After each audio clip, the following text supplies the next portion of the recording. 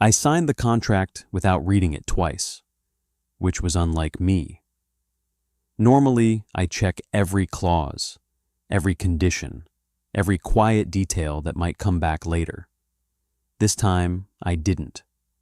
The email had come late at night, marked urgent. It offered a position on a research team stationed in Antarctica. Isolation, hazard pay, a timeline that didn't leave room for hesitation, departure in 5 days, briefing upon arrival, limited communication outside approved channels. There was no detailed description of the work, just a classification code and a line stating that all activities were cleared under international research agreements. I told myself it was normal for remote operations, that sensitive projects often avoided specifics until personnel were on site. That explanation felt reasonable enough to silence the part of me that noticed how little they actually said. There was no interview, no video call, just a digital signature and a confirmation message that arrived seconds later. The payment terms were higher than anything I had taken before, enough to make questions feel unnecessary. They covered travel, equipment, accommodation, and they emphasized that once deployed, leaving early would not be possible. That line lingered longer than it should have, not because it was alarming, but because it was presented as routine. I signed anyway. Maybe it was the timing. Maybe it was the distance. I had been looking for something that would take me far enough away that routine stopped mattering. Antarctica felt final. Distant in a way nothing else did. The follow-up instructions were brief. Pack for extreme conditions. Bring only essentials. Expect strict scheduling. A transport route was attached with coordinates instead of names. There were no references to the specific station. No public documentation I could cross-check. When I searched the classification code, nothing came up. That absence should have mattered more, but by then I had already committed. I focused on practical things: weather gear, thermal layers, supplies that would hold up in conditions I had never experienced. Preparing made it feel real in a manageable way. The night before departure, I reread the contract once, slower this time, noticing details I had skipped, clauses about compliance, about following directive authority without deviation, about reporting anomalies through designated channels only. The wording was precise, almost clinical, like it had been written for situations that required control more than explanation. I paused at one section that referenced environmental irregularities. It noted that personnel were not to engage with unidentified phenomena without clearance. It stood out because it didn't match the rest of the document. Everything else was procedural, predictable, grounded in standard research protocol. That line felt different, like it belonged to something they hadn't fully explained. I considered backing out then, but the thought passed quickly. The logistics were already in motion. Flights booked, equipment assigned, timelines set in a way that assumed I would follow through. It felt easier to continue than to stop. By the time I boarded the transport plane, whatever hesitation I had was gone, replaced by something quieter. A steady acceptance that I was already part of something I didn't fully understand. The crew didn't ask questions, and I didn't offer any. We moved through each checkpoint without conversation, just documents, signatures, brief instructions. Looking back, that silence was the first real warning. Not the contract, not the missing details, but how easily everything progressed without explanation. No one questioned the purpose, and no one needed to. The system was designed so that compliance felt automatic. By the time the ice came into view beneath the plane, endless and white and silent. I realized something simple that I hadn't admitted before. I hadn't been chosen because I was qualified. I had been chosen because I didn't ask questions. And in that moment, watching the frozen horizon stretch without end, I understood that whatever waited below the ice wasn't something they intended to explain, only something they expected me to accept. The same way I had accepted everything else without hesitation, without clarity, without realizing how far that decision would carry me once I arrived. The first thing I noticed when we landed wasn't the cold, it was the silence. Not the absence of sound entirely, but the way it felt contained, like everything moved carefully to avoid disturbing it. Even the engines, once they powered down, seemed to fade faster than they should have, leaving the air unnaturally still. The station came into view gradually, low structures half buried in snow and ice, connected by narrow corridors reinforced with metal framing. Nothing about it looked temporary. It wasn't a research outpost in the traditional sense. It looked permanent, like it had been there longer than anyone would admit. A small crew was already waiting when we disembarked. No introductions, no greetings, just gestures directing us where to go.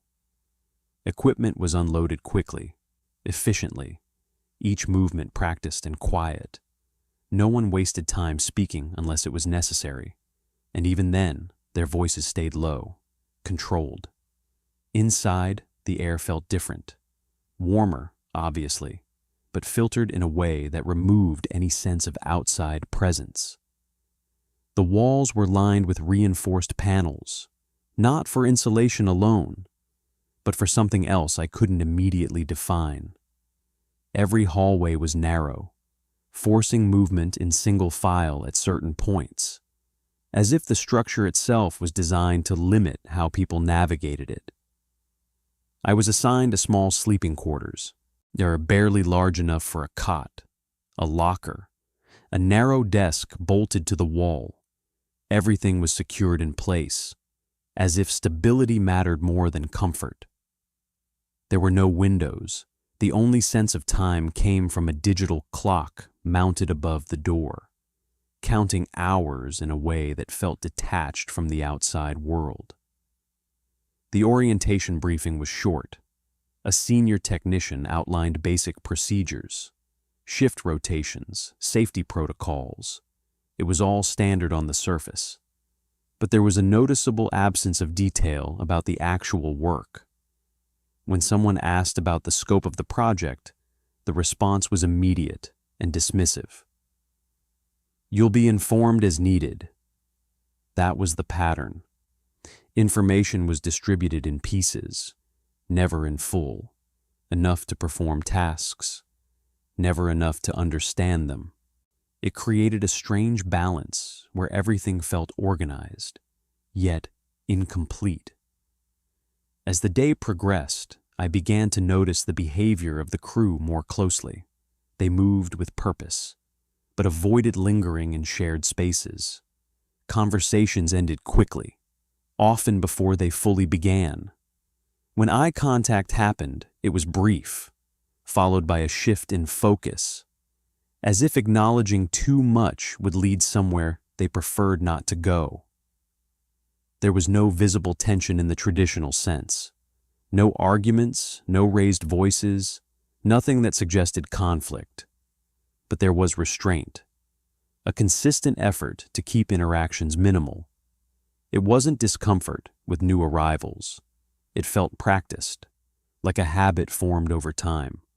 During my first assigned walkthrough, I was paired with a technician who introduced himself only as Harris, and he didn't offer more than that, and I didn't ask. We moved through the corridors in silence, stopping occasionally as he pointed out equipment, access panels, emergency stations. "Memorize the layout," he said at one point, without looking at me. "You don't want to be guessing down here." The phrasing stood out. Not if you get lost. Not in case of emergency. Just a statement, delivered flat, like it had already happened before. We passed several sealed doors marked with identification codes instead of labels. I glanced at one longer than I should have, trying to make sense of the numbering system, but Harris kept moving. "Those aren't part of your assignment," he said, cutting off the thought before I voiced it. I nodded, even though I hadn't spoken. That seemed to be enough. By the time the walkthrough ended, I had a general understanding of the station structure, but not its purpose. Everything connected, everything functioned, but nothing explained why it was all necessary. The scale of the infrastructure didn't match the information provided. That mismatch stayed with me as I returned to my quarters. I sat on the edge of the cot, listening to the faint hum of the station systems running behind the walls. It was constant, steady, almost reassuring at first. But the longer I listened, the more it felt like something else. Not just machinery, but something layered beneath it, too subtle to isolate, too consistent to ignore. I told myself it was just the adjustment, new environment, unfamiliar conditions. The kind of thing your mind fills in when it doesn't have enough context. That explanation held for a while, long enough to settle in, long enough to convince myself that everything was operating exactly as it should. But even then, before anything had actually happened, there was a feeling I couldn't completely dismiss. Not fear, not yet.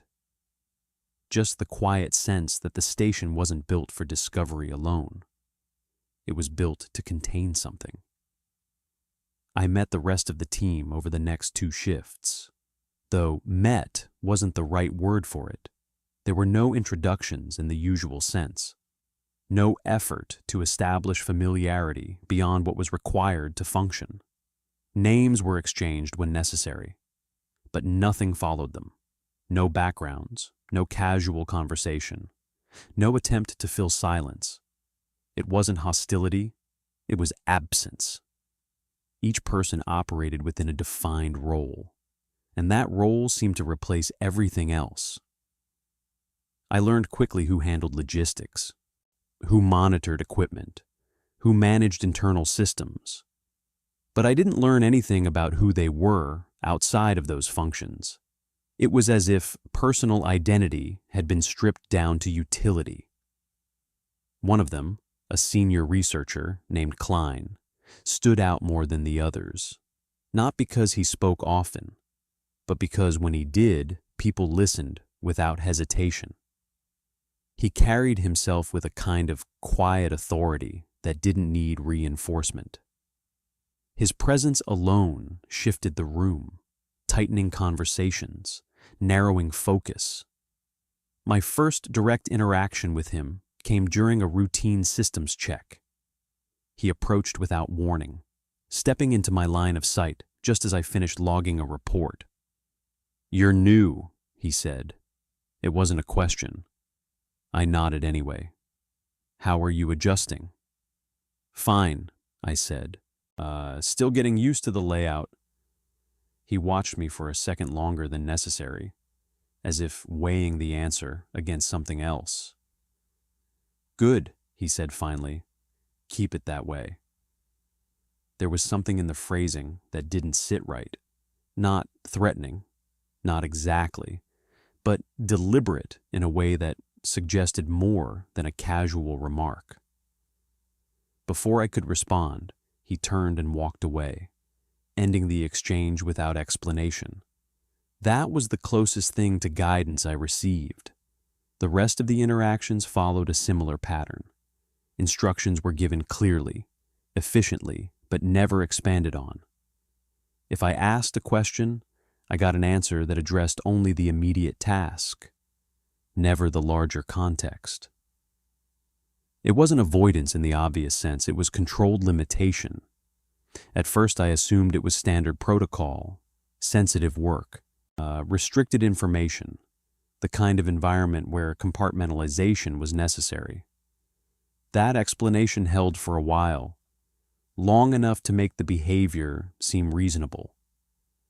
But then I started noticing what wasn't said. During one shift, I overheard a brief exchange between two technicians near one of the sealed corridors. It was quiet, almost whispered, but the tone was different, not procedural, not controlled. "Not supposed to be active yet," one of them said. "It wasn't last cycle," the other replied. They stopped when they noticed me nearby, the conversation cutting off mid-sentence, as if it had never started. Neither acknowledged it, neither acknowledged me. They simply returned to their tasks, movements precise, expressions unchanged. That was the moment something shifted. Up until then, the silence had felt intentional but neutral, like a system designed for efficiency. After that, it felt selective. Not everything was being withheld equally. Some things were being avoided entirely. Later that same shift, I found myself assigned to assist in equipment calibration near one of the lower access points. Harris was there again, working through a checklist with the same quiet focus as before. "Everything normal?" I asked, more out of habit than curiosity. He paused briefly, just enough to acknowledge the question. "Normal enough," he said. It was the first time I'd heard uncertainty in his voice. Subtle, almost unnoticeable. But there. "What does that mean?" I pressed. He didn't answer right away. Instead, he finished adjusting the panel in front of him, securing it with deliberate care before turning slightly in my direction. "It means you follow your assignments," he said. "You log what you're told to log, and you don't go looking for anything outside that."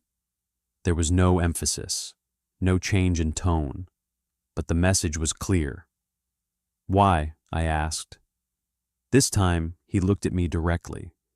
"Because the people who did aren't here anymore." He held the eye contact just long enough for the words to settle, then turned back to his work. Conversation over. I didn't ask anything else after that. As the shift continued, I found myself watching the others more closely, noticing the small details I had overlooked before, the way they avoided certain areas unless instructed, the way conversation stopped when specific topics came too close, the way no one ever questioned assignments, even when they didn't make sense. It wasn't just discipline, it was conditioning. By the end of the day, I understood something that hadn't been stated outright. The rules here weren't written down. They weren't part of the contract or the briefing. They were learned through absence, through silence, through the quiet understanding that asking the wrong question wasn't just discouraged, it was something you didn't come back from. My first assignment at the excavation site came without explanation, just a location code and a time. Harris met me at the lower access corridor, already suited, already waiting. He didn't say anything, just handed me a secondary thermal layer and motioned toward the lift. The descent was longer than I expected. At first, it felt like a standard sub-level drop. Reinforced walls, controlled lighting, the steady hum of machinery behind the panels. But the deeper we went, the more that changed. The walls shifted from reinforced metal to something older, less uniform, as if the structure had been extended downward over time instead of built all at once.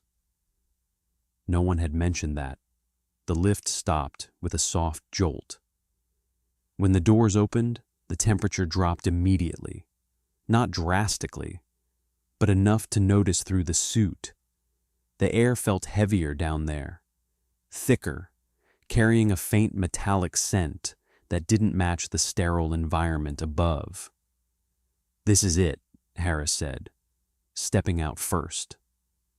The space beyond the lift was larger than anything I had seen in the station so far. A wide chamber carved directly into the ice, reinforced at key points but mostly exposed. Floodlights had been installed along the perimeter, casting long, uneven shadows across the surface. At the center of the chamber was the site. I stopped without meaning to. It wasn't what I expected. Not rock, not sediment, nothing that matched a standard geological formation. What had been uncovered was smooth, almost perfectly so, a surface that reflected light in a way ice shouldn't. It curved slightly, too precise to be natural, forming a shape that suggested structure rather than formation. "How deep does it go?" I asked. Harris didn't look at me. "Far enough," he said. That wasn't an answer. I stepped closer, careful with my footing. The ice beneath us uneven from previous excavation work. The surface of the structure was partially exposed, its edges disappearing back into the surrounding ice as if it had been placed there and then buried over time. "What is it?" I asked. Harris adjusted something on his wrist display, eyes fixed on the readings. "Not your concern," he said. The words were familiar by now, but they didn't land the same way this time. Standing there, looking at something that clearly didn't belong. It was harder to accept that explanation without question. Around the chamber, other team members were already working. No one spoke unless necessary. Equipment was moved, readings were taken, data was logged. The process looked routine, but the focus was different, more controlled, more deliberate, like every action was being measured against something unspoken. I noticed the tools they were using, not standard drilling equipment, but precision instruments designed to remove ice in thin, controlled layers. Whatever this was, they weren't trying to break it open. They were uncovering it carefully. That alone said enough. As I moved along the perimeter, logging environmental data, I started to notice inconsistencies. Temperature readings fluctuated slightly near the surface, not enough to trigger alarms, but enough to register. The instruments compensated automatically, smoothing the data into acceptable ranges, but the raw values told a different story. "Equipment glitch?" I asked, holding up the display. Harris glanced at it briefly. "No," he said, "just interference." "From what?" He didn't answer. I crouched near the edge of the exposed surface, studying it more closely. Up close, it looked even less natural. No fractures, no irregularities, no signs of erosion. Just smooth, continuous material that didn't behave like anything I had worked with before. I reached out before I could stop myself. "Don't." Harris's voice cut through the space, sharper than anything I had heard from him before. I froze, my hand inches from the surface. "Not without clearance," he added. Tone controlled again, but tighter now. I pulled my hand back slowly. The moment passed, but not disappearing. "Why?" I asked. He exhaled quietly, as if deciding how much to say. "Because you don't know what reacts," he said. The phrasing stuck with me. Not what it is, not what it does, what reacts. I stood there for a second longer, looking at the surface, trying to process that choice of words. It suggested interaction, not just observation, something active, even if it wasn't visible.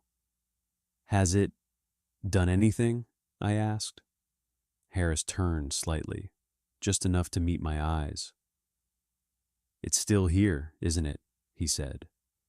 That was all he gave me. The rest of the shift passed in silence. Data collection, equipment adjustments, controlled excavation, Everything followed a pattern, but the pattern itself felt wrong, too careful, too restrained, like the goal wasn't discovery. It was exposure without consequence. As we prepared to leave, I took one last look at the structure. The floodlight shifted slightly as power cycled through the system, and for a brief moment, the surface reflected something different. Not light, not shadow, but a distortion, subtle enough that I could have ignored it. But I didn't. It moved. Not physically, not in a way I could measure, but in the way the reflection bent. Like the surface wasn't entirely solid, like it responded to the light instead of simply reflecting it. I blinked, and it was gone. "Harris," I said, pointing toward it, and he didn't follow my gesture, didn't even look. "Log your readings," he said. "We're done here." I hesitated for half a second, then lowered my hand. As we stepped back into the lift, the doors closing between us and the chamber, I realized something I hadn't wanted to admit before. This wasn't a dig. They hadn't come here to find something. They had come here because they already knew it was here. And whatever it was, they were being very careful not to wake it. By the time I returned to the excavation chamber for my second shift, the surface had been cleared further. What I had seen before, just a curved segment breaking through the ice, was now part of something larger. The symmetry was impossible to ignore. It wasn't just smooth, it was deliberate. Sections of the structure extended outward in precise angles, forming edges that aligned too perfectly to be natural. Even beneath layers of ice, the geometry held, uninterrupted, as if the material had resisted pressure for years without shifting. No fractures, no erosion, no compromise. I stood at the edge of the platform longer than I should have, trying to reconcile what I was seeing with anything that made sense. Geological formations didn't behave like this. Ice didn't preserve structure at this level without distortion. "Keep moving," Harris said behind me. I stepped forward, forcing myself to focus on the assigned task: environmental readings, surface scans, routine documentation, the same process as before. But now it felt like I was recording something I wasn't meant to understand. The others were already working, their movements controlled, almost rehearsed, and no one reacted to the increased exposure of the structure. No one paused to study it. It was treated like a continuation, not a discovery. That was what bothered me most. "This wasn't in the initial reports," I said quietly, keeping my voice low. Harris adjusted a sensor near the base of the structure, his attention fixed on the display. "Reports don't include everything," he replied. "That's not what I mean," I said. "This scale, this shape, someone would have documented it." "They did," he said. "You just didn't see it." The answer was simple, but it didn't resolve anything. I moved along the perimeter, scanning the surface with the handheld unit. The readings came back inconsistent again, fluctuating in ways the system tried to normalize. The deeper the scan penetrated, the more unstable the data became, like the signal wasn't passing through a solid object. I ran it twice, then a third time, same result. "Interference?" I asked. Harris didn't respond this time. Further along the chamber, Klein stood near a cluster of monitoring equipment, observing without participating. His posture was still, controlled, like he was waiting for something rather than supervising. I approached carefully, unsure if I was interrupting. "Sir," I said, "have we identified the material yet?" He didn't answer immediately. His eyes remained on the structure, tracking something I couldn't see. "We've identified enough," he said finally, That doesn't explain what it is, I said. Now he looked at me. No, he said. It explains what it isn't. The distinction didn't help. And what isn't it? I asked. He held my gaze for a moment longer than necessary, then turned away. Not natural, he said. Not recent, and not inactive. The last word settled heavier than the others.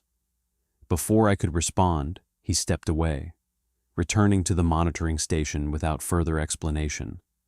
I stood there for a second, replaying what he had said, not inactive. The phrasing matched what Harris had implied earlier, not just structure, not just material, something that existed beyond passive observation.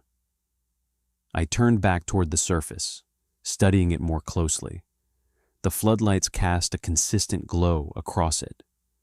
But the reflection wasn't uniform. It shifted slightly depending on the angle, bending in ways that didn't match the light source. I adjusted my position, testing the effect.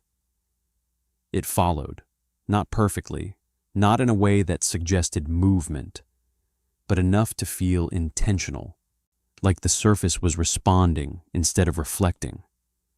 I stepped closer. The air felt colder near it, sharper, carrying that same faint metallic scent I had noticed before. My breath slowed without me realizing it, the space around the structure pressing in subtly, like the chamber itself had narrowed. Maintain distance, the voice came from my left. Another technician, older. I hadn't learned his name yet. He didn't look at me when he spoke, just kept working, his tone neutral. How close is too close? I asked. He paused, considering the question. You'll know, he said. That wasn't reassuring. I took a step back anyway, more out of instinct than instruction. The pressure eased slightly, the air returning to something closer to normal. Not completely, but enough to notice the difference. As the shift continued, the pattern became clearer. The team wasn't ignoring the structure. They were managing it. Every movement around it was controlled, measured, deliberate. No one lingered longer than necessary. No one made unnecessary contact. Every action seemed guided by something beyond standard protocol. By the end of the shift, the exposed area had expanded further, revealing more of the structure's shape. It curved inward at one section, forming an opening that hadn't been there before. Not an entrance, more like a seam. It was narrow, barely visible unless you were looking directly at it. But it broke the continuity of the surface, a line where something could separate. Was that there before? I asked, pointing toward it. Harris followed my gesture this time, his expression unchanged. No, he said. Then how? It wasn't visible, he corrected. Now that was worse. I stared at the seam for a moment longer, trying to understand what had changed. The ice around it hadn't been removed recently. There was no sign of excavation at that exact point, which meant it had appeared on its own. Log it, Harris said. I did, noting the position, the dimensions, the lack of prior visibility. The system accepted the entry without question, filing it alongside everything else, routine documentation. As we prepared to leave, I found myself looking back at the seam again. It hadn't widened, hadn't shifted, but the presence of it changed everything. The structure wasn't just solid, it had layers. And if it had layers, then whatever was beneath the surface wasn't just buried. It was contained. As the lift doors closed, sealing the chamber away once more, I realized something I hadn't considered before, and they weren't just uncovering it. They were exposing something that had been deliberately sealed, and they were doing it without knowing what would happen when it opened. The rules were handed to me at the start of the next shift without context. printed on a single sheet, unmarked except for a timestamp and a classification code. Harris didn't explain them. He just placed the paper on the workstation beside me and said, "Read it. Follow it." That was it. I picked it up expecting standard safety protocols. But the formatting was different. No headings, no categorization. Just a list written in direct, precise language. Each line stood on its own, as if context had been intentionally removed. Do not remain alone within line of sight of the structure for extended periods. Avoid responding to auditory anomalies originating from within or around the excavation zone. Do not approach newly exposed surfaces without clearance. If instructed to evacuate, do not delay to retrieve equipment. Maintain visual confirmation of assigned partner at all times. I read through it once, then again, slower. "These aren't standard," I said, looking up. Harris didn't react. He continued checking equipment, his movements steady, deliberate. "They're what you follow," he said. "That doesn't explain why," I replied. "It doesn't need to." That answer was consistent with everything else so far. But the rules themselves didn't match the pattern. They weren't about equipment failure or environmental hazards. They were behavioral, specific in ways that implied prior experience. Someone had needed these rules. "Yeah, when were these written?" I asked. Harris paused for a fraction of a second, then resumed what he was doing. "They've been updated," he said. "Updated from what?" He didn't answer. I looked back down at the page. The phrasing felt deliberate, stripped of explanation, but heavy with implication. Avoid responding to auditory anomalies. That wasn't the kind of instruction you included without reason. "Has something happened down here?" I asked. Harris turned slightly, just enough to acknowledge me. "Things happen everywhere," he said. "You follow procedure. You minimize risk." "That's not what I meant." "I know." He left it there. I folded the paper once and slid it into the inner pocket of my jacket, not because I needed to memorize it. I already had. But because carrying it felt like acknowledging something I hadn't fully processed yet. As we moved into the chamber, I started to notice how the others operated in relation to the rules. No one stood alone for long. Movements overlapped, paths intersected, lines of sight maintained without appearing forced. It wasn't conscious. It was practiced. Two technicians worked in tandem near the far edge, adjusting sensors while keeping each other within peripheral view. Another pair rotated positions every few minutes, ensuring no one remained stationary near the structure longer than necessary. No one spoke about it. They just did it. I checked my watch, marking the time as I moved through my assigned tasks: environmental readings, surface scans, routine logging. Every action felt the same as before. But now there was an added layer, an awareness that each movement was being measured against something unseen. At one point, I found myself near the seam that had appeared during the last shift. It hadn't changed, not visibly, but standing close to it felt different. The air was colder there, sharper, carrying that metallic edge more strongly than the rest of the chamber. I glanced around, realizing I had drifted slightly outside the immediate line of sight of the others, alone. The realization came quickly, followed by something else. Not fear exactly, but a pressure, subtle and immediate. The space felt quieter, the ambient hum of the station less noticeable, as if something had dampened it. Then I heard it, a faint sound, just at the edge of perception. Not mechanical, not environmental, rhythmic. I froze, trying to isolate it, to determine direction or source. It wasn't loud enough to register on the equipment clipped to my belt, but it was there, steady, consistent, knocking, or something close to it. I took a step back instinctively. The sound shifted slightly as I moved, not fading, but changing in a way that made it harder to place. It didn't behave like an echo. It didn't reflect off surfaces the way sound should. It felt closer when I moved away. I stopped, forcing myself to stay still, to listen. "Stay where you are," the voice came from behind me. Harris. I turned, relief cutting through the tension as I stepped back into his line of sight. The sound faded immediately, disappearing as if it had never been there. "You heard it," I said. Harris didn't answer right away. He looked past me toward the seam, his expression unreadable. "Doesn't matter," he said. "You don't respond." "That wasn't responding," I said. "You moved," he cut in. "That's enough." The words landed harder than I expected. "It's just sound," I said, though I wasn't entirely sure anymore.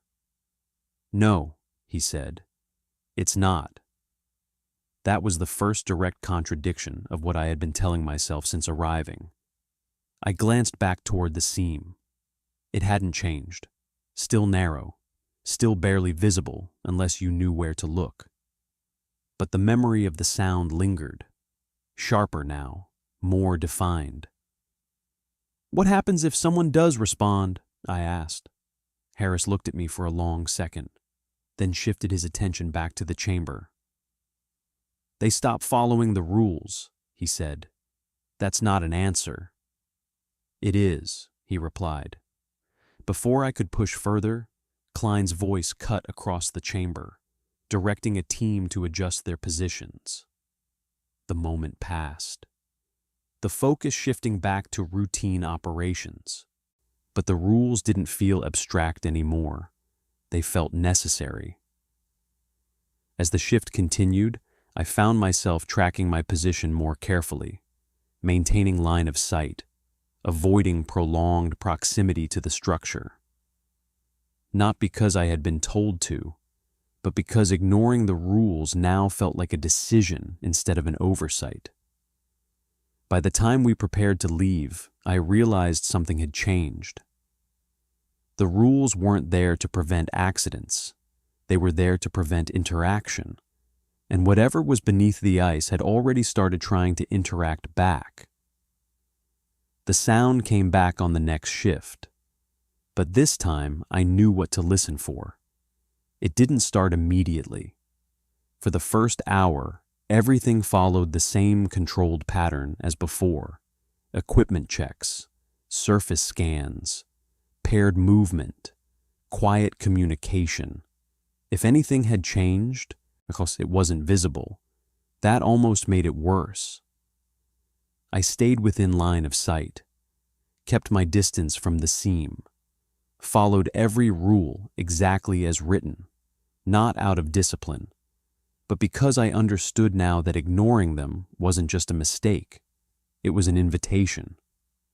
The chamber felt different, though, not in any measurable way, not something I could log or report, but in the way the space held itself. The air seemed tighter, the silence more deliberate, like something was waiting for a break in the pattern. I was adjusting a sensor near the outer edge when I felt it again. Not heard. Felt. A faint vibration underfoot. Subtle enough that I might have ignored it if I hadn't been paying attention. It wasn't consistent. Not like machinery. It came in intervals. Uneven. Like something testing pressure rather than maintaining it. I froze, watching the display on my wrist unit. No change. The system registered stable conditions. No anomalies, no fluctuations. But the vibration was still there. Faint. Persistent. Moving through the ice in a way that didn't match any known source. Then the sound followed. Low at first, almost indistinguishable from the ambient hum of the station. But once I focused on it, it separated itself from everything else. A rhythm, uneven, deliberate, not random, not mechanical. I glanced toward Harris, making sure I was still within his line of sight. He was watching me already. He knew. "You hear it," I said, keeping my voice low. He didn't respond immediately. His gaze shifted past me, toward the structure, then back again. "Keep working," he said. "That's not—" "Keep working," he repeated. The tone ended the conversation. I forced myself to look back at the sensor, pretending to focus on the readings while the sound continued just beneath the threshold of what I could ignore. It wasn't louder, but it was clearer now, the rhythm more defined. 3 intervals, pause, 2 intervals, pause. Then it changed. The pattern shifted, adjusting slightly, like it was reacting to something. I held my breath, trying to isolate the difference. It was following movement, not mine, not directly. But as the others shifted positions around the chamber, the rhythm altered in response, aligning itself in a way that felt intentional, tracking. The thought came uninvited, and I tried to push it aside, but it stayed. This wasn't environmental. It was responsive. "Log it," I said quietly, more to myself than anyone else. "No," Harris said. I looked up. "We log everything," I said. "That's the protocol." "Not this," he replied. "Why?" He stepped closer, lowering his voice just enough that it wouldn't carry. "Because it's not data," he said. "It's behavior." The distinction hit harder than anything he'd said before. Behavior meant intent. Intent meant awareness. I glanced back toward the structure, toward the seam that had appeared during the last shift. It hadn't widened, hadn't changed in any visible way, but the sound seemed to center around it now, the rhythm pulling toward that point like a focal origin. "What is it doing?" I asked. Harris didn't answer. Instead, he shifted his position slightly, placing himself between me and the seam, blocking my direct line of sight without making it obvious. "Maintain your assignment," he said. That was the closest thing to a warning I'd received. The sound continued, steady now, more defined. It no longer blended into the background. It stood apart from it, distinct enough that I could track its intervals without effort. 3, pause, 2, pause, then something else, a variation. The pattern changed again, but this time it didn't follow movement. It followed attention. The moment I focused on it, really focused, the rhythm adjusted, becoming more consistent, more structured, like it was responding to being observed. I looked away immediately. The pattern broke. My pulse picked up, the realization settling in faster than I could process it. It wasn't just reacting to the environment. It was reacting to perception. "Do not engage," Harris said quietly. "I'm not," I replied, though the line between observation and engagement felt thinner than it should have. The rest of the shift passed under that tension. No one acknowledged the sound openly, but the pattern of movement tightened. Distances were maintained more carefully. Eye contact was avoided near the structure. No one lingered longer than necessary. They all heard it. They just refused to confirm it. As we prepared to leave, the sound faded gradually, not stopping, but withdrawing, becoming less distinct as we moved toward the lift. By the time the doors closed behind us, sealing the chamber away, it was gone, or far enough away that I couldn't detect it anymore. The silence that followed felt heavier than before, not empty, occupied. I stood there, watching the floor indicator climb as we ascended back toward the station, replaying the pattern in my head. 3, Pause. 2. Pause. It wasn't random. It was structured. And structure meant communication. I didn't say that out loud, but I understood it. Whatever was beneath the ice wasn't just present. It was trying to establish contact, and we had already started responding without realizing it. The first disappearance wasn't announced.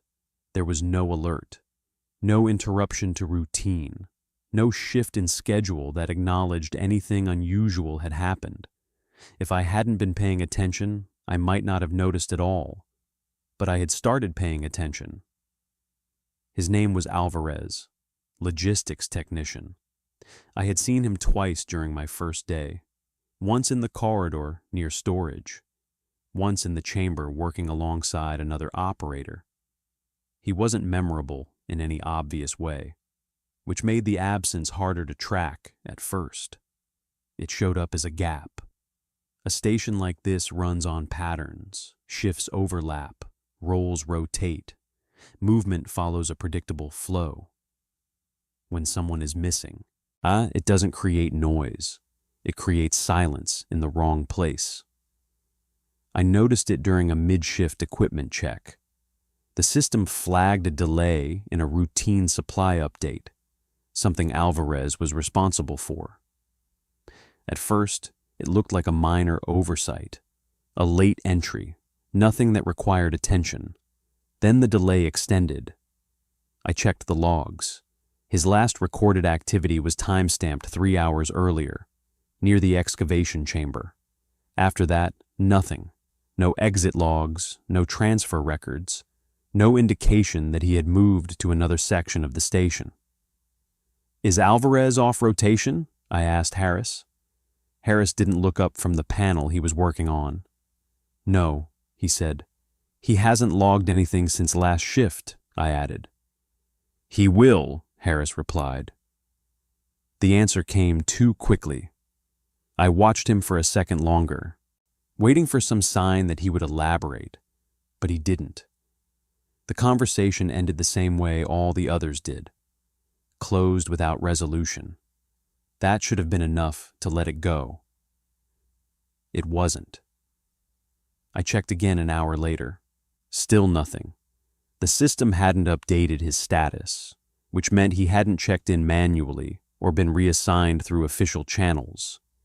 In a place this controlled, that didn't make sense. "Has anyone seen Alvarez?" I asked one of the other technicians near the chamber entrance. He hesitated for a fraction of a second before answering. "He's around," he said. "Where?" The hesitation returned, slightly longer this time. "Assigned," he replied. The word felt incomplete. "To what?" I pressed. He turned away before answering, focusing on his task with sudden precision. "You should stay on your own work," he said. That was the closest thing to resistance I had encountered so far. I stepped back, letting it drop outwardly. But the question stayed with me, not because someone was missing, but because no one seemed willing to acknowledge it. As the shift continued, I started to notice the adjustment. Not obvious, subtle. Workstations that should have been occupied were empty for longer than usual. Tasks that required 2 people were being handled by 1, or reassigned without explanation. The system compensated, redistributing workload to maintain efficiency. But the absence was still there, unaccounted for. When we descended to the chamber later that shift, I paid closer attention. Alvarez had been assigned to this level last. If something had happened, it would have happened here. The chamber looked the same as before, the structure unchanged, the seam still visible, the surface reflecting light in that unnatural way. The team moved as they always did, controlled, measured, silent. Nothing suggested disruption, but the pattern was off. I moved along the perimeter, scanning the area where Alvarez had last been logged. The equipment there was still active, reading stable, no sign of damage or interruption. Whatever had happened hadn't triggered any system alerts. That didn't mean nothing had happened. "Where was he working?" I asked Harris quietly. Harris didn't answer immediately. He adjusted a sensor, checked the display, then finally spoke. "Near the inner edge," he said. I followed his line of sight toward the structure, toward the seam. The space around it was clear now, no one stationed directly within that immediate radius. That hadn't been the case before. "Why is that area empty?" I asked. "Reallocation," Harris said. "Because of Alvarez?" He didn't respond. I stepped closer before I could stop myself, moving toward the edge of the cleared space. The air shifted slightly as I approached. That same pressure I had felt before settling in, subtle but immediate. Then I saw it, marks in the ice, not deep, not obvious, but there, a series of shallow impressions leading toward the seam, irregular, uneven, like someone had moved quickly without concern for footing. They stopped just short of the structure, fading into the smooth surface where the ice met it. No return path. I crouched slightly, studying them more closely. They weren't consistent enough to be tracked easily, but the direction was clear, toward the seam. "Harris," I said, not taking my eyes off the marks. These weren't here before." "I know," he said. That was the first confirmation. "What happened?" I asked. Harris stepped closer, positioning himself just behind me. "He stopped following the rules," he said. The phrasing matched what he had said earlier, but now it carried weight. "That's not an explanation," I said. "It's the only one you get," he replied. I stood there for a second longer, staring at the point where the marks disappeared. The seam hadn't changed, hadn't widened or shifted, but standing this close to it felt different now. Not just pressure, awareness. I pushed the thought away, forcing myself to stand, to step back, to reestablish distance. "Do we report this?" I asked. Harris shook his head once. "It's already accounted for," he said. That didn't make sense. "Accounted for how?" "Procedure," the word again. Everything reduced to procedure. As we moved away from the area, I glanced back once more. The marks were still there, faint but visible, leading to nothing, ending at a surface that shouldn't have allowed them to continue. No one else acknowledged them. No one logged them. The system continued as if nothing had changed. But something had. Not just the absence of Alvarez. The way it was handled. Or rather, not handled. By the time we returned to the lift, I understood something I hadn't wanted to consider before. People didn't just disappear here. They were absorbed into the pattern. And whatever was beneath the ice didn't leave evidence. It removed it. The voices didn't start all at once. At first, it was just a distortion, something subtle enough to dismiss if you weren't already expecting something to be wrong. I heard it near the midpoint of the shift. While logging surface readings along the outer perimeter, a brief fluctuation in the ambient noise, like a radio signal slipping out of frequency for a second before correcting itself. I paused, waiting to see if it would happen again. It didn't. I told myself it was interference. The same explanation used for everything else that didn't fit. The equipment down here wasn't perfect. The environment wasn't stable. There were enough variables to justify small inconsistencies. Then I heard my name, clear, not loud, not urgent, just spoken in a normal tone, the way someone would call out to get your attention without causing concern. I turned immediately. No one was there. The nearest technician was across the chamber, focused on a panel, not looking in my direction. Harris was positioned near the lift access, monitoring readings. Neither of them had moved. "Did you just—" I started, but stopped when I saw Harris watching me. He didn't ask what I heard. He already knew. "Stay on task," he said.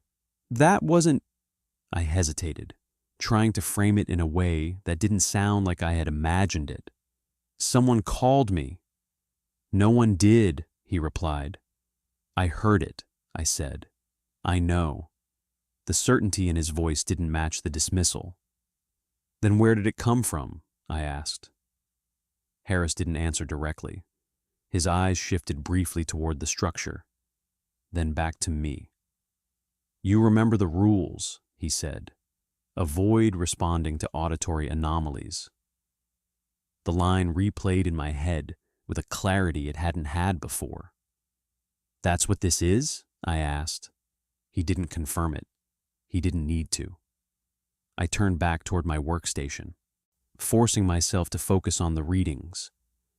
But the silence felt different now, not empty, waiting. Minutes passed without incident. The equipment remained stable, the structure unchanged, the team moving through their tasks with the same controlled precision as always. If I hadn't heard it myself, I might have convinced myself it hadn't happened. Then it came again, closer this time. "Hey," the voice was familiar, not just a generic tone, not something distorted or mechanical. It matched perfectly, down to the cadence, the inflection, the slight pause before the second syllable. It was Harris. I looked up. He was standing exactly where he had been before, across the chamber, not looking at me, not speaking. The voice hadn't come from him. It had come from the structure. I didn't turn toward it, not fully, and just enough to confirm direction without breaking the rule completely. The seam, the sound was coming from there. "You hear it now," Harris said quietly. It wasn't a question. "Yes," I replied. "Then don't answer it." "I wasn't going to," I said, though the instinct had been immediate, reflexive. The voice had been designed to trigger recognition, to bypass hesitation. That realization settled in slowly. It wasn't random. It was targeted. "How does it know?" I asked. Harris didn't respond. I didn't expect him to. The voice came again, but this time it wasn't Harris. It was Alvarez. "Hey," it said. Same tone, same casual delivery. "Can you come over here for a second?" I felt the shift immediately. The pull of familiarity layered over something that didn't belong. Alvarez had been missing for hours, his absence unacknowledged, his status unresolved, and now his voice was coming from inside the structure. "That's not possible," I said, more to myself than anyone else. "No," Harris agreed. "It's not." "Then what is it?" He took a step closer, lowering his voice further. "It's repetition," he said. "Pattern recognition. It hears, it stores, it replays." "That's not all it's doing," I said, because it wasn't just replaying. It was adapting. The phrasing changed slightly. The timing adjusted. The pauses shifting in ways that felt intentional. It wasn't just mimicking what had been said before. It was trying to create something new from it. "Can you hear me?" the voice continued. Still Alvarez, but not quite. "I think I'm stuck." The words were wrong, not in structure, but in context. Alvarez wouldn't say that, not like that, not without more detail, more urgency. It was close, but not perfect. "That's why you don't respond," Harris said. "It's not accurate yet." The implication hit immediately. Yet. "How long until it is?" I asked. Harris didn't answer. The voice shifted again, cycling through tones, through patterns, testing variations. Harris? Then, can you hear me? Then, hey. Each one slightly different, each one closer. I stepped back instinctively, increasing the distance between myself and the seam. The air felt tighter now, the pressure more noticeable. Like the space around the structure was reacting to the sound as much as I was. Does it only use voices? I asked. For now, Harris said. That wasn't reassuring. What happens when it doesn't need to? I pressed. He looked at me then, really looked. And for the first time since I had arrived, there was something in his expression that wasn't controlled. Then the rules change, he said. The rest of the shift passed under that tension. The voices didn't stop, but they became less frequent, less distinct, as if whatever was generating them was adjusting its approach, learning. By the time we prepared to leave, the chamber had returned to its usual state of controlled silence. No voices, no anomalies, nothing that could be measured or logged. But the absence felt different now. Not like nothing had happened, like something had paused.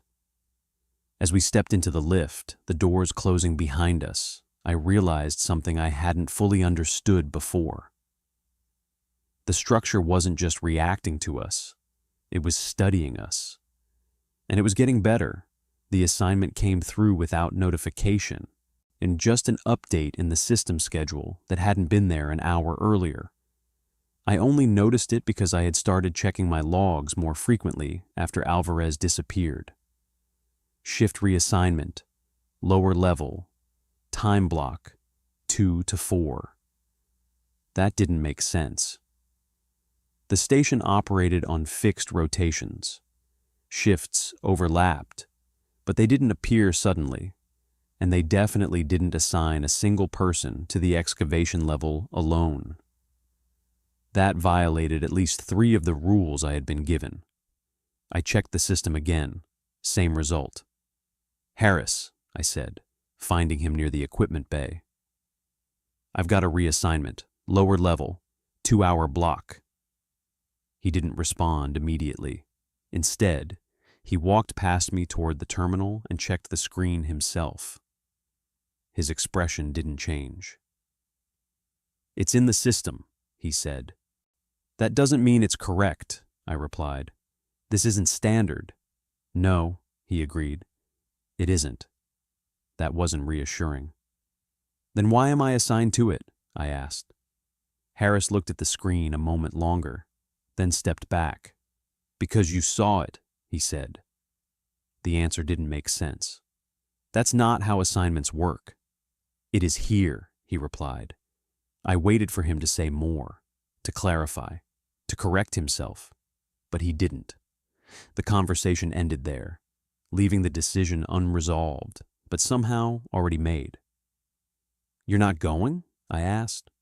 Harris shook his head once. Not this time. That was the first time I had been explicitly separated from the standard pairing system. That breaks the rules, I said.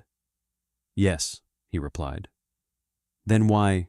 Because the rules don't stop everything, he said. They just delay it. The phrasing settled in slowly. On delay what? I checked the time again. 1:52. 8 minutes. I could ignore it. Stay in my quarters. Let the system flag the absence. Force someone else to address it. That would have been the logical choice. But logic hadn't been reliable since I arrived. If the system had assigned the shift, there was a reason. Not necessarily a safe one, but a reason. And if I ignored it, I wouldn't learn anything. That was the mistake. I didn't realize it yet. I'll log it, I said. Harris didn't respond. The corridor leading to the lower level felt different at that hour, quieter than usual, but not empty. The hum of the station was still there, but it seemed distant, like it was coming from behind something instead of around me. The lift was already waiting. That wasn't normal. I stepped inside, and hesitating for a second before selecting the lower level. The doors closed immediately. No delay, no confirmation prompt. The descent began, slower than usual. I watched the indicator as it moved, each level passing with a slight pause that hadn't been there before. The deeper it went, the more the air seemed to change. Not colder exactly, but heavier, like it was carrying something with it. The lift stopped. The doors opened. The chamber was empty. No technicians. No equipment in motion. No voices. Just the structure, illuminated by the same floodlights, casting the same uneven shadows across the ice. It looked exactly the same. That was the problem. There should have been activity. Even during off-rotations, there were always at least 2 people assigned to monitor the site. The absence wasn't just unusual, it was impossible. I stepped out slowly, scanning the area. "Hello?" I called, keeping my voice low. No response. The sound of my own voice felt wrong in the space, like it didn't belong there. It didn't echo the way it should have. It seemed to stop too quickly, absorbed instead of reflected. I checked my wrist unit. No signal. The display was active, but the data feed was blank. No environmental readings. No system connection. Nothing to anchor me to the station above. That shouldn't have been possible either. I took another step forward, moving toward the perimeter, trying to reorient myself. The layout hadn't changed. The structure was still at the center, the seam still visible, the ice still uneven from previous excavation. But something was off. The proportions felt wrong. Not dramatically, not enough to identify immediately, but enough to create a sense of misalignment. The distances between objects didn't match what I remembered. The angles of the walls seemed slightly shifted, like the space had been reconstructed from memory instead of built from reality. I stopped, forcing myself to focus. This isn't right. The thought came clearly, cutting through the confusion. This isn't the same chamber. The realization settled in just as the sound began. Not the knocking. Something else. A voice. My voice. "Hello?" It came from behind me. I turned immediately. No one was there. The space remained empty, unchanged, silent, but I had heard it, not just similar, exact, same tone, same hesitation, same cadence, a perfect match. My pulse spiked. The logic I had been holding on to starting to fracture under the weight of what I was experiencing. "That's not possible," I said. The words felt thin, insufficient. The voice came again. "Hello?" Closer this time. Not from a direction I could track, but from the space itself, like it was embedded in the air rather than traveling through it. I took a step back, instinct overriding thought. "Do not respond," I said under my breath, repeating the rule, grounding myself in something stable. The voice paused, then, "Do not respond." It repeated my words exactly. That was the moment it changed. Up until then, it had been mimicking others. Harris, Alvarez, familiar voices, external references. Now it was using me. I felt the shift immediately, the realization cutting deeper than anything before it. It wasn't just observing, it was adapting in real time. I turned toward the lift, moving quickly now. The need to re-establish connection with the station overriding everything else. The doors were closed, no panel, no control. The lift wasn't there. I stopped, staring at the space where it should have been. The chamber hadn't just changed. It had removed the exit. Behind me, the voice spoke again, not calling out, not asking, just repeating. "Hello?" And this time, it sounded closer than I was. I don't remember how long I stood there, staring at the place where the lift should have been. time didn't feel consistent anymore. The clock on my wrist unit had frozen, the seconds no longer moving, as if the system had lost track of progression entirely. The chamber, if it was still the chamber, felt wrong in a way that went beyond distortion. It wasn't just altered, it was incomplete. The structure at the center remained unchanged, or at least it appeared that way at first glance. The same smooth surface, the same curved geometry, the same seam running along its edge. But standing there now, isolated from everything else, it felt different, closer, not physically, but present. The voice behind me didn't repeat again immediately. The silence stretched, heavy, deliberate, as if whatever was generating it had shifted focus from sound to something else. I forced myself to move, stepping away from the empty space where the lift had been, circling slowly along the perimeter. The layout was still recognizable, but the details didn't align. Distances expanded and contracted subtly as I moved, like the space was adjusting to my position instead of remaining fixed. That wasn't possible. Nothing about this was. I reached for my wrist unit again, trying to reset it, to force some kind of system response. The screen flickered briefly, then returned to the same static display. No signal, no time, no reference. "You're still here." The voice came from ahead of me this time, not mine. Harris. I stopped immediately, my body reacting before my mind could process it. He wasn't there. The space in front of me was empty, the structure still centered in the chamber, the seam unchanged. But the voice had been clear, positioned exactly where he would have been standing during a normal shift. "You shouldn't be alone," it continued. The phrasing was accurate, too accurate. That was the problem. It wasn't just mimicking words anymore. It was mimicking context. "I know what you're doing," I said, keeping my voice steady, forcing control into it. "It's not going to work." The moment the words left my mouth, I realized the mistake. I had responded. The silence that followed was immediate, absolute.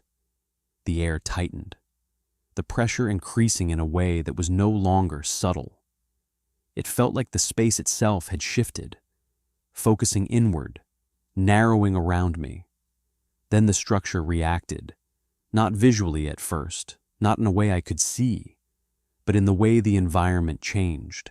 The temperature dropped sharply, the metallic scent intensifying, the air becoming denser, harder to move through. My breath slowed, each inhale heavier than the last. The seam, it moved, not opening, not separating, but expanding in a way that didn't follow physical rules. The line widened slightly, not by displacement, but by presence, like something behind it had pressed closer to the surface.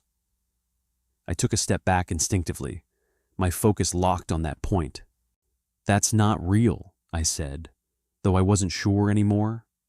The surface shifted again, just enough to confirm it. Not solid, not fixed. Something beneath it was moving. The realization hit all at once, connecting everything I had seen, everything I had heard. The structure wasn't just a container, it was a barrier, and whatever was beneath it wasn't dormant. It had been waiting. The voices weren't random, they were attempts to establish connection, to create recognition, to draw interaction from anyone close enough to hear. And I had just given it exactly what it needed.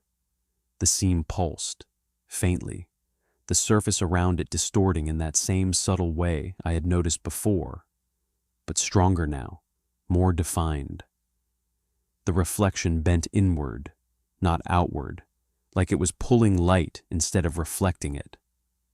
I felt it then, not physically, not something I could measure, but something direct. Awareness. It wasn't just reacting to sound anymore. It was reacting to me. "You're still here," the voice came again, but it wasn't Harris this time. It wasn't anyone. It was something else. Close. Too close. I turned sharply, scanning the space, trying to locate the source, but there was no direction to it. It existed everywhere at once, embedded in the air, in the structure, in the space itself.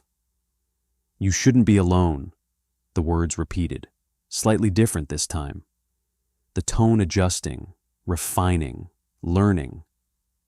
I backed away further, increasing the distance between myself and the structure, but the pressure didn't ease. It followed, maintaining the same intensity regardless of where I moved. Distance didn't matter anymore. The barrier had changed. Or I had. I reached out toward the wall behind me, expecting to feel the reinforced paneling of the chamber. There was nothing there. My hand passed through empty space. I froze. Slowly, I turned. The wall was still visible, but it wasn't solid. The surface wavered slightly, like heat distortion. The outline intact, but the substance missing. The entire chamber had shifted into something else, something that resembled the original space but didn't follow the same rules. A reconstruction, an imitation, just like the voices. The structure at the center pulsed again, the seam widening fractionally, the distortion around it deepening, and for a brief moment, just long enough to register, I saw something behind it, not clearly, not fully, but enough. Movement, depth, something that extended far beyond what the visible structure could contain. Something that wasn't bound by the ice. My breath caught. The realization locking into place with a clarity I couldn't ignore. We hadn't dug into something buried. We had uncovered something that had been deliberately sealed. And it wasn't trying to get out. It was trying to reach in. The voice came one last time, quieter now, almost precise. "Stay." Not a request, not a command, a test. I didn't answer, but it didn't matter anymore, because whatever was beneath the ice had already crossed the boundary. And I was no longer standing outside of it. I don't remember finding the way back. One moment, I was standing in that distorted version of the chamber, watching the seam expand, feeling something on the other side become aware of me. The next, I was on the floor of the real station corridor, just outside the lift access, on my back against the wall, my breath coming back in sharp, uneven pulls. The clock on my wrist unit had reset. 4:12, 2 hours gone. No memory of the transition. For a while, I didn't move. I just sat there, listening to the familiar hum of the station, trying to confirm that it was real, that it hadn't changed the way the chamber had. The walls were solid again. The air was stable. The silence felt normal, or close enough to it. Footsteps approached from down the corridor.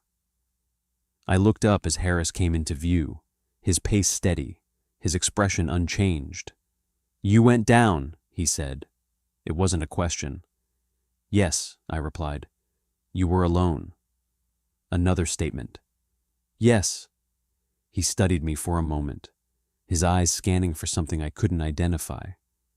"And you responded," he added. The words landed harder than anything else. I didn't deny it. Harris exhaled quietly. Not frustration, not relief, something in between. "Then you understand," he said. "I think so," I replied. That wasn't entirely true, but I understood enough. The rules weren't arbitrary. They weren't preventative in the way I had assumed. They were reactive, each one tied directly to something that had already happened. "Alvarez," I said. He responded. Harris didn't answer, but he didn't need to. And the others, I continued. Anyone who broke the rules. They stopped following them, he said, the same phrasing. But now it made sense. They don't come back, I said.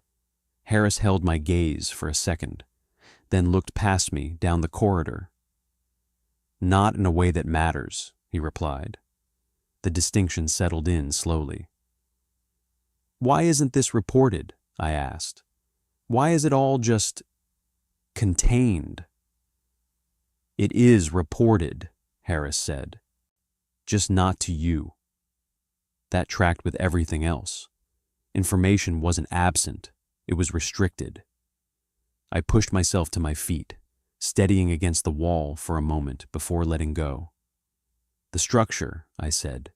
It's not just a structure. No, Harris agreed. It's a barrier.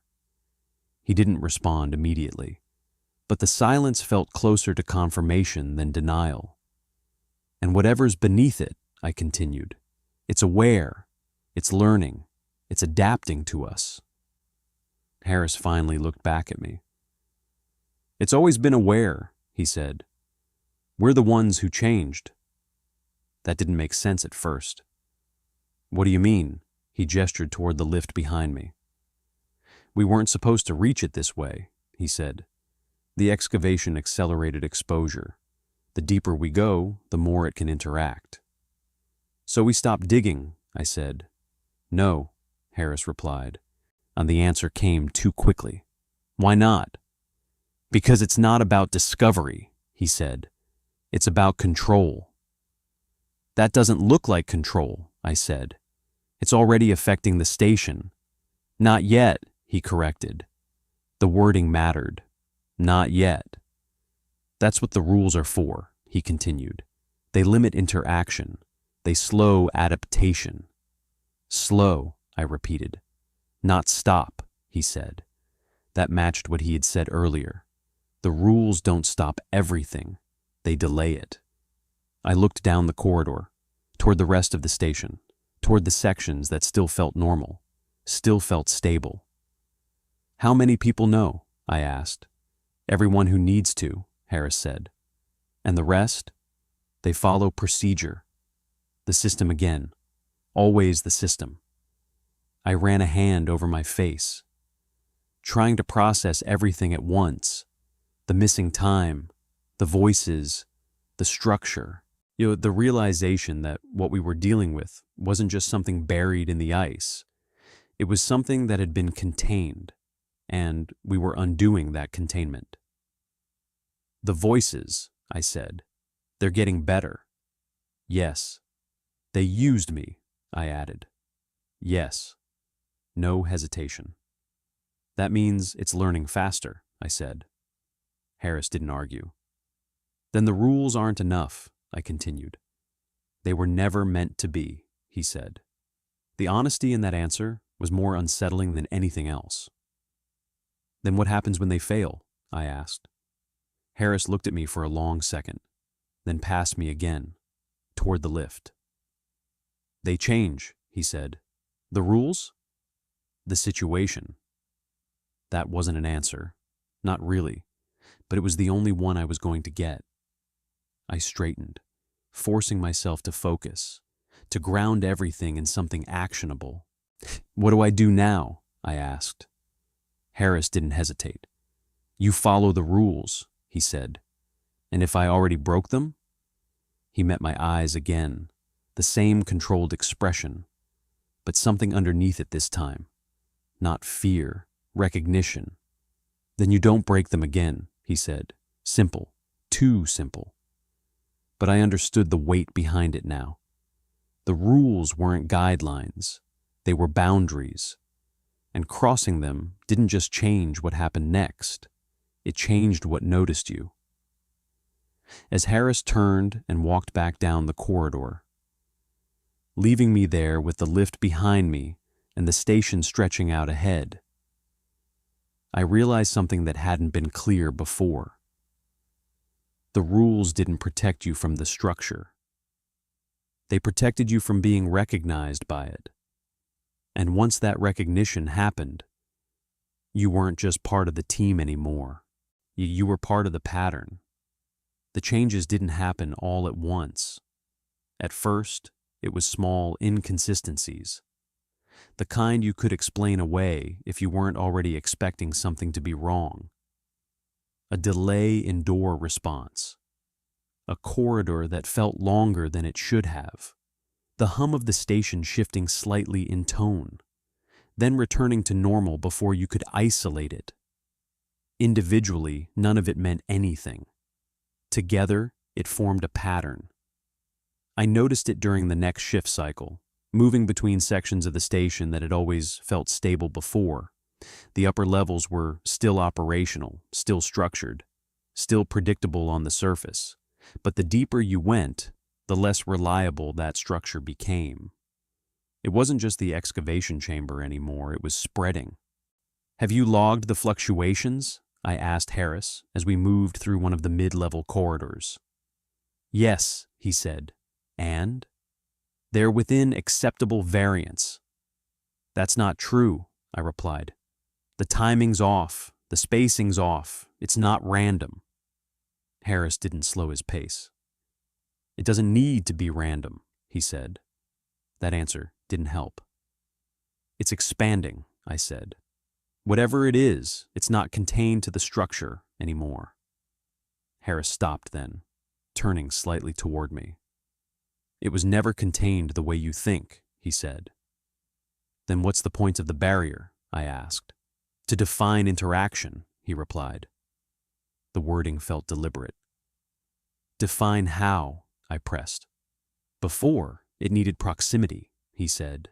"Now, it doesn't." That matched what I had experienced. The shift. The chamber that wasn't the chamber.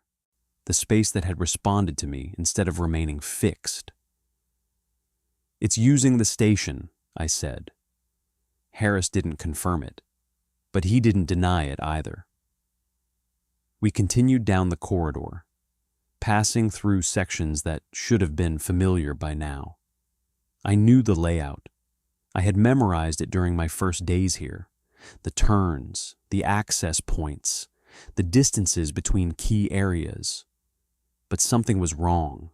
The corridor ahead stretched slightly longer than it should have. Not dramatically, just enough. I slowed my pace, watching the walls as I moved. The panels were the same, the markings unchanged, but the spacing between them felt inconsistent. The distance from one seam to the next didn't match what I remembered. "Do you see that?" I asked. Harris didn't look. "Keep moving," he said. "That's not normal."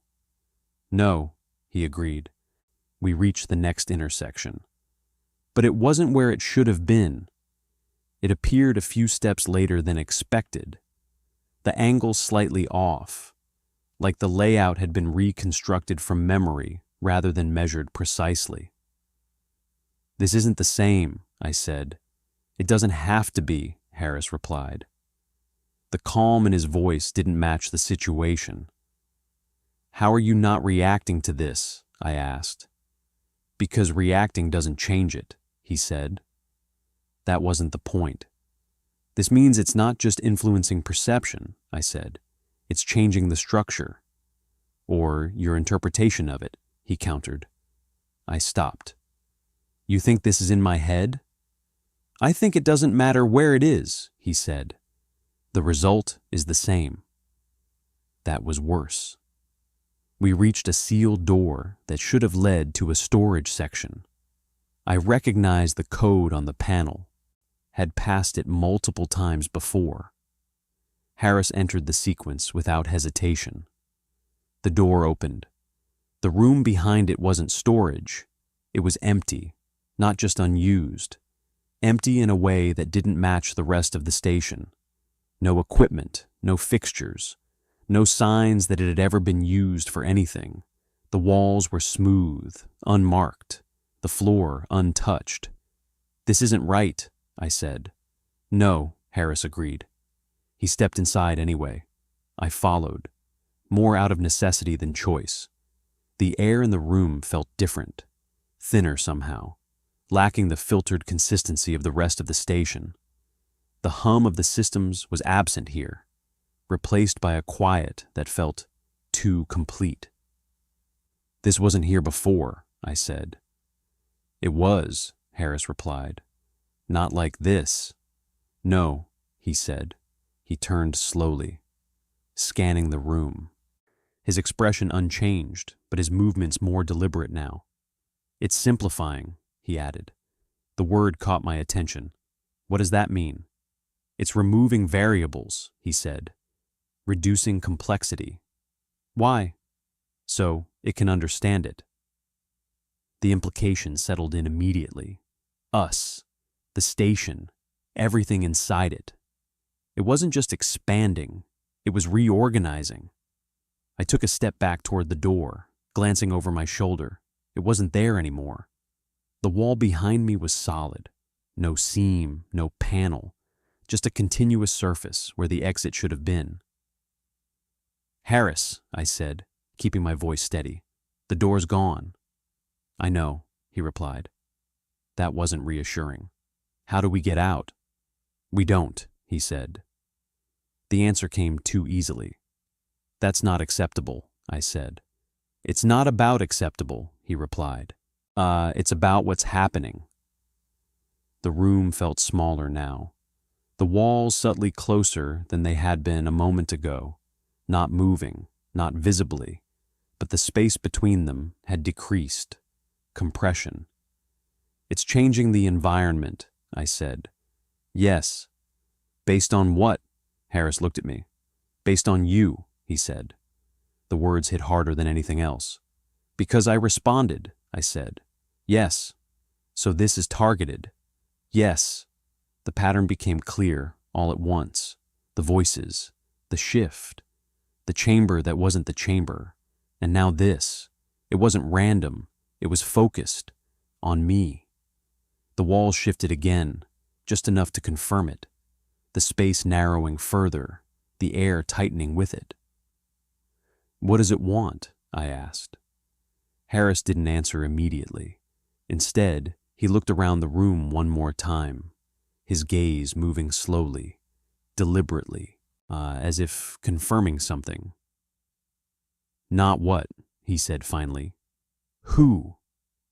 The distinction settled in, heavy and immediate. This wasn't about understanding the structure anymore. It wasn't about the excavation. It wasn't even about containment. It was about selection.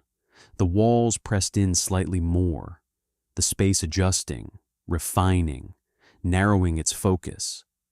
And for the first time since I arrived, I understood something clearly.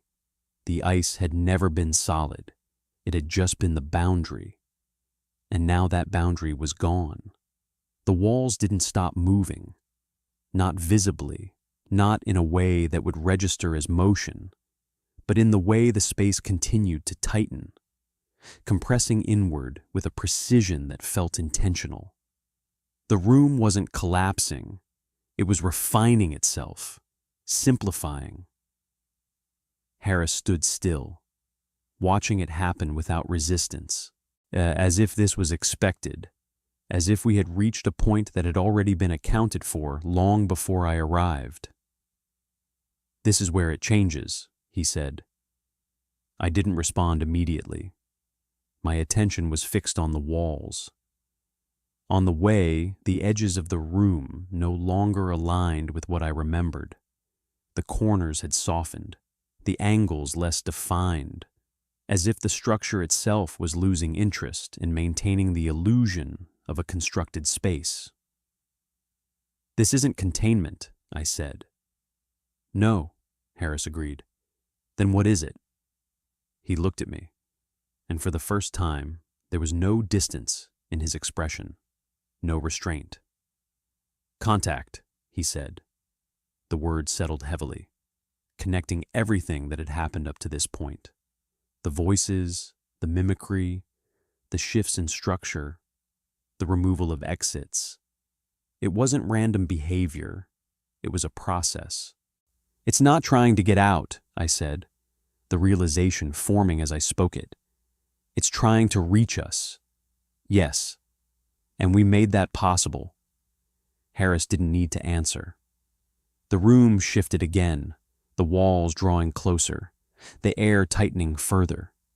Breathing became more difficult, not from lack of oxygen, but from resistance. Like the space itself was pushing back. The center of the room began to change. At first, it looked like distortion, the same subtle warping I had seen on the surface of the structure. But this was different, stronger, more defined. The space folded inward slightly, not physically, but perceptually, like depth was being introduced where there shouldn't have been any. I took a step back instinctively. There was nowhere to go. "Harris," I said, my voice tighter now. "We need to get out of here." He didn't move. "We're already inside it," he replied. That didn't make sense. "This is still the station," I said. "It has to be." "It was," he said. The distinction hit immediately. Was. The center of the room deepened further, the distortion resolving into something more stable, more structured, not a surface, not a wall, but an opening, not created, revealed. It wasn't black. It wasn't empty. It was something else entirely, something that didn't reflect light, didn't absorb it, but existed outside of it, depth without distance. "You see it now," Harris said. I did, and I understood. The structure beneath the ice hadn't been a solid object. It had been an interface, a boundary layer between two different states of reality, and we had broken through it. "What happens now?" I asked. Harris didn't answer right away. He stepped closer to the center, stopping just short of the opening, his posture calm, controlled. "It decides," he said. "Decides what?" He turned slightly, just enough to look at me. "Who stays?" he replied. The meaning was clear. This wasn't random selection. It wasn't chance. It was evaluation. The space around us tightened further, the walls now barely more than suggestions. The room reduced to a contained field around the opening. The rest of the station, the corridors, the structure I had memorized. All of it felt distant, irrelevant, gone. The voice returned, not from the opening, not from the walls, from everywhere. "You responded." It wasn't mimicry anymore. It wasn't using familiar tones or borrowed voices. This was something else, direct, clear. I felt it more than I heard it. "I didn't know," I said, the words leaving before I could stop them. That was the second mistake. The pressure increased instantly, the space reacting to the response in a way that was no longer subtle. The opening deepened, expanding without changing size, the sense of depth intensifying, understanding. It was understanding me. "That's not how this works," Harris said. I turned toward him. "What do you mean?" "You don't explain," he said. "You don't justify. You don't engage." "I already did," I replied. "Yes," he said. There was no judgment in his voice, just fact. The opening shifted slightly, not moving, but aligning, as if it had adjusted its focus. The pressure around me increased again, more localized now, centered, on me. "It's choosing," I said. Harris didn't deny it. "Why me?" He didn't answer. The voice spoke again, closer now, more defined. You are consistent." The words didn't make sense at first. Then they did. The rules, the pattern, the responses. Everything I had done since arriving. It had been observing, measuring, comparing. "And the others?" I asked. Harris looked at the opening, then back at me. "They weren't," he said. The implication settled in immediately. Alvarez, the others who had stopped following the rules. They hadn't been chosen. They had been discarded. The opening pulsed again, the space around it stabilizing. The pressure no longer expanding, but focusing, finalizing. "This is the point," Harris said quietly. "What point?" "Where it stops learning," he replied. "And starts?" He didn't finish the sentence. He didn't need to. The opening deepened once more, the space around it locking into place, the environment no longer shifting. Decision made. I felt it then. Not physically, not something I could resist. A pull, not toward the opening, through it. My perception shifted, the room dissolving at the edges, the structure of the station fading into something less defined, less relevant. "Harris," I said, my voice unsteady now. "What happens if I go through?" He met my eyes one last time. "You don't come back," he said. The honesty in that answer was absolute. I looked back at the opening, at the depth that didn't follow any rule I understood, at the space that had been waiting beneath the ice long before we arrived.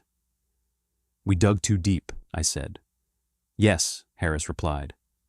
The voice spoke again, final now, precise. "Stay." Not a request, not a command, a conclusion. And this time, I understood that it wasn't asking for my choice. It had already made one. The official report says it was a structural failure, ice instability, equipment malfunction, a contained incident resulting in partial loss of personnel and temporary evacuation of the lower levels. No mention of the structure, no reference to the excavation depth, no acknowledgement of anything beyond environmental factors and human error. That's the version that exists in the system. It's clean, logical, completely false. I read it 3 times before closing the file, each pass confirming what I already knew. Every detail had been adjusted just enough to remove anything that couldn't be explained within normal parameters. The timeline was compressed. The missing personnel were listed as unaccounted for during collapse conditions. The chamber itself was marked as inaccessible due to ongoing instability. Contained. That word again. I'm still here. That's the part that doesn't fit. According to the report, I should have been transferred out with the rest of the remaining team, reassigned or discharged depending on evaluation. Instead, I'm still in the station, still moving through the same corridors, still following the same routines, or something close to them. The upper levels are operational again, at least on the surface. Systems are running, logs are being updated, new personnel have arrived, though they don't stay long. Rotations are shorter now, assignments more controlled, access to the lower levels completely restricted. Officially, unofficially, nothing has changed. The structure is still there. I know because I can still feel it, not directly, not in a way I can point to or measure, but in the way the station holds itself, in the subtle inconsistencies that haven't gone away. The corridors still shift, just less noticeably. The silence still feels occupied, just quieter, managed. The rules are still in place. They've been updated, expanded. Do not acknowledge auditory anomalies under any circumstances. Do not reference prior personnel assignments in restricted zones. Maintain continuous visual confirmation of environmental stability indicators.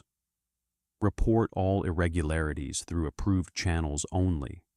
They don't explain why. They never do. The difference now is that I understand what they're trying to prevent, not interaction, recognition. I haven't gone back to the lower levels. Not physically, there's no access anymore. The lift is locked, the corridor sealed, the system rerouted to make it impossible to reach the excavation chamber through normal means. But sometimes, late in the cycle, when the station is quiet and the shifts overlap just enough to create gaps in movement, I still hear it. Faint, distant, a rhythm that doesn't belong to the machinery. 3. Pause. 2. Pause. It hasn't stopped. It's just farther away, or deeper. I don't respond. Not anymore. That part of me learned quickly, but that doesn't mean it stopped noticing. The voices don't come as often now, and when they do, they're different, less precise, less immediate. Like whatever was generating them has shifted its focus elsewhere, or someone else. That's the part I can't confirm, and I won't try to, because I remember what Harris said. Once it recognizes you, you become part of the pattern.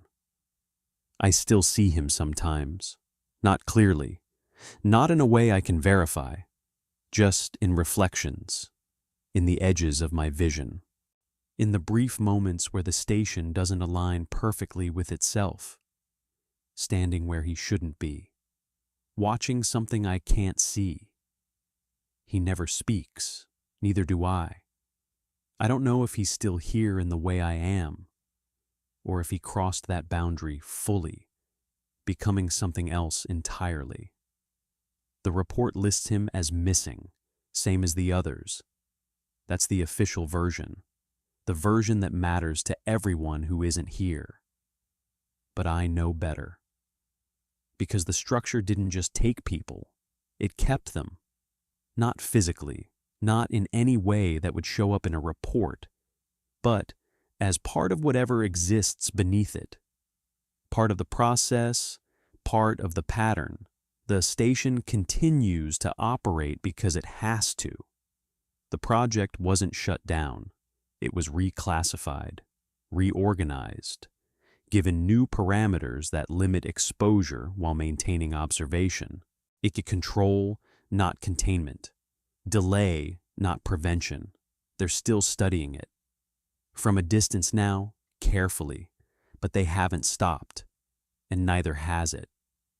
Sometimes, when the station is quiet enough, when the hum of the systems drops just below its usual threshold, I can feel it again. Not the structure, not the chamber, something deeper, something that extends beyond the ice, beyond the station, beyond anything that can be mapped or measured. Watching, not waiting, learning. I follow the rules. I log my shifts. I move through the corridors like everything is still stable, still contained, still under control. Because that's what the report says. That's what the system requires. But I know the truth. We didn't find something buried in the ice. We uncovered something that had been deliberately sealed away. And we didn't just open it. We taught it how to reach us.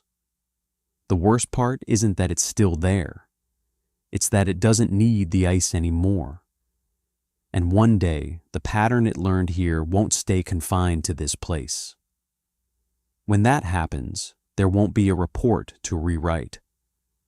There won't be rules to follow. There will only be recognition.